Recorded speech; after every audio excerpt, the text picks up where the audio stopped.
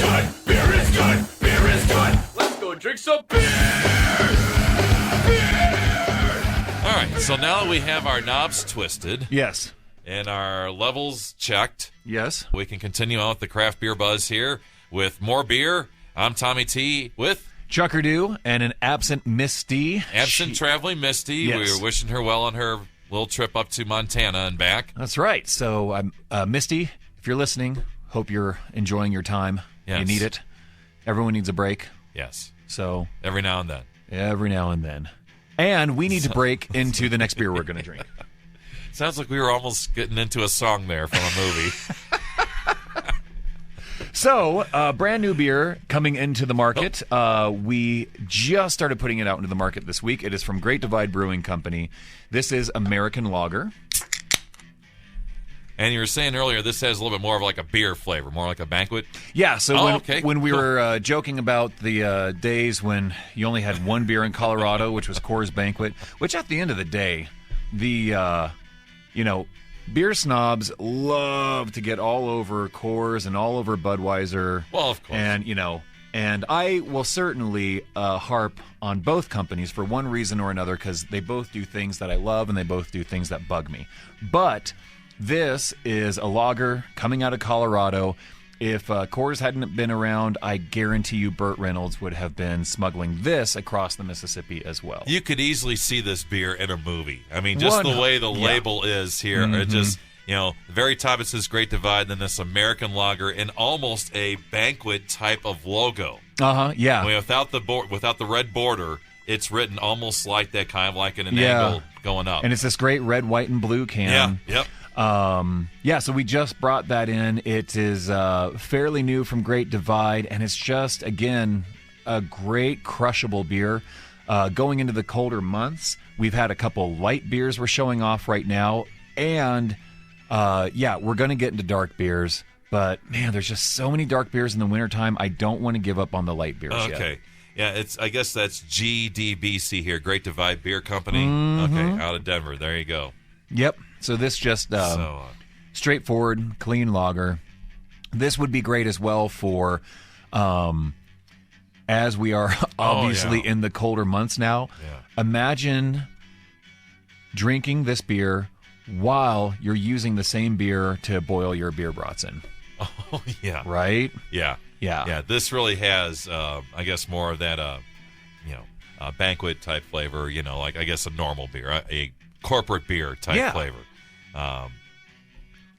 Not like the citrusy type flavor that we had with our first beer, the Good Behavior. This is, more beerish. Well, and this is, for the America has a weird history in beerdom because of Prohibition. Yeah. Prior to Prohibition, we had so many breweries per capita. It was unheard of. Then Prohibition happened. The rest of the world kept moving along in beer, and we just stopped. Yeah. As soon as Prohibition ended, Coors, the Coors family, the Bush family, they had kept business going in between. So when Prohibition ended, lagers are what kept the lights on. It's what people drank. It was easy. And that's why, when you're like, the more corporate type beer, that's not necessarily bad. It's just what it is. And what it's produced in the U.S. is a whole group of people who are just light lager connoisseurs, like beer snobs, and they don't even know that they're beer snobs. You've got craft beer snobs that are sitting there, evaluating the aroma of everything. But it's funny, you take a person who drinks Banquet or drinks Coors Light or drinks Miller Lite or something along those lines, you swap them to something else, and they know it. Like, they know that beer better than any craft beer nerd knows their beers. I would say this is almost like a more tasty Miller Lite that you mentioned it. I mean, it doesn't quite have that aftertaste flavor like, say, a Budweiser does. It's not quite as crisp, or I should say as clean as the Banquet is. Right. It's somewhere in between there, but almost like a Miller Lite, just with a little bit more flavor to it. Yeah. Just slightly more. And this is probably a little more filling. Well, yeah. And that's okay. It is only 5.0, so you could drink you could drink this pretty much all day long. Totally. But Yeah, what a great taste in beer. And both, the Odell beer we tried first and the Great Divide, they both have that independent beer label seal on the cans, showing that they're still an independently owned craft brewery.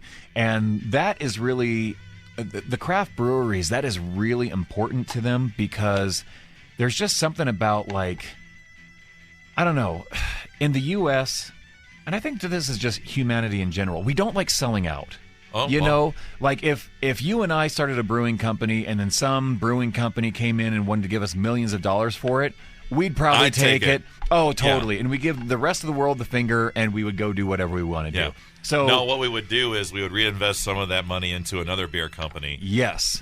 That we could sell that one and repeat the process maybe about like 10 or 15 times, and then no selling out, man. Right. You have to have your limits, Chuck. You do have to have your limits. I learned that being in radio, so there you go. So, well, one of the things, so this is hitting home for me, because someone came up to me recently, and they're like, hey, and a few people have. They're like, hey, have you ever heard of a beer called Kilt Lifter? And I'm like, Kilt Lifter.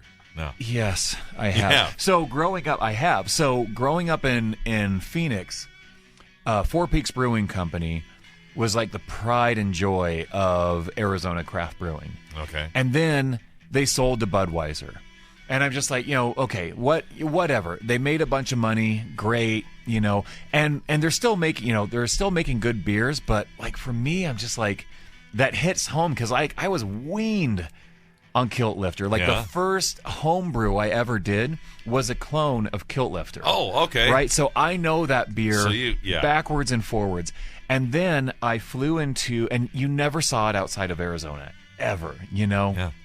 So then I flew into Denver one time, and I saw a Kilt Lifter handle on tap, and this was after Budweiser had purchased them. And I'm like, man, I know this was concentrate brewed at that Fort Collins facility. Okay. And so, but I went into it with an open mind. I'm like, but those are great brewers. Let's check it out. And it was a good beer. Yeah. But it wasn't Kilt Lifter, and I was just so like heartbroken over it. And I'm so torn with this, because sure, I want the success. I want people to brew something and make a ton of money. Yeah. But then like, when I don't know, like it was the first real craft beer outside of like Fat Tire or Blue Moon that I had ever had was Kilt Lifter in Arizona. And especially if it's a good tasting beer like that. Totally. And it's not the beer anymore. So you said it was like a concentrate beer. So that means you got to do it a certain way. And if you have another company that does it and say, well, that's not the way we do beers, we're going to do it our way and still try and come up with the same result. Well, that's what happens. So like it's like this this Colorado lager, or the Good Behavior. That the Good Behavior is at 4% alcohol, right? This Colorado lager is at 5%. Yeah. So then it's the brewing company brewing it at like 10, 15%, something along those lines, and then watering it down to get it down to the ABV that they need, which takes a remarkable brewing mind to be able to do that. So I'm totally giving due props and credit to those brewers who do that. But it doesn't produce the same beer. It's like the people that grew up around here drinking Breckenridge.